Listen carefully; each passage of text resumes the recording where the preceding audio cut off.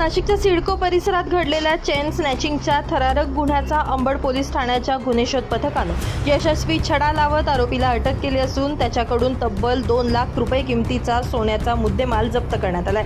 या कारवाईमुळे परिसरातील नागरिकांमध्ये समाधानाचं वातावरण निर्माण झालंय।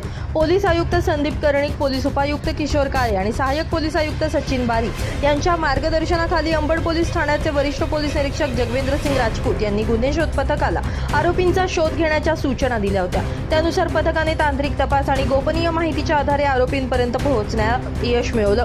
4 फेब्रुवारी 2025 रोजी 9:30 वाजेच्या सुमारास सिडकोतील स्वामी विवेकानंद नगर एकता चौक परिसर फिर्यादी भावेश भूषण पवार या मित्रासोबत घराबाहेर उभ्या असताना काळ्या रंगाच्या पल्सर मोटारसायकलवरून आलेल्या 2 चोरट्यांनी त्यांच्या गळ्यातील 2 तोळ्याची सोन्याची चेन जबरदस्ती हिसकावून पलायन केलं होतं। या घटनेनंतर अंबड पोलीस ठाण्यात गुन्हा दाखल करण्यात आला होता। गुन्ह्याचा तपास विलास पडळकर करत असताना पोलीस शिपाई फरीद इनामदार यांना मिळालेल्या गुप्त माहितीनुसार आरोपी हा सोलापूर जिल्ह्यातील मोहोळ येथील असल्याचं समोर आलं। त्यानंतर पोलिसांनी मोहोळ येथे शोध मोहीम राबवली, मात्र आरोपी नाशिकमध्ये असल्याची माहिती मिळताच भद्रकाली पोलीस ठाणे हद्दीत सापळा रचून त्याला ताब्यात घेण्यात आले।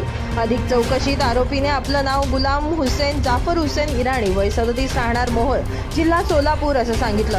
चौकशीत त्याने चेन स्नॅचिंगचा गुन्हा केल्याची कबुली दिल्यानंतर पोलिसांनी त्याच्याकडून 14 ग्रॅम वजनाची सोन्याची लगड असा एकूण 2 लाख रुपयांचा मुद्देमाल जप्त केला। ही कारवाई विलास पडळकर, योगेश देसले, सुभाष टुपे, फरीद इनामदार, सचिन करंजे, मयूर पवार, उल्हास गांगुर्डे, अनिल गाडवे, तुषार मते, वैभव एखंडे, केशव ढगे, संजय सपकाळे, सागर जाधव आणि समाधान शिंदे यांच्या पथकानं यशस्वीरित्या पार पाडली असून पुढील तपास विलास पडळकर करत आहेत। नितीन चव्हाण, महाराष्ट्र 24 न्यूज, सिडको।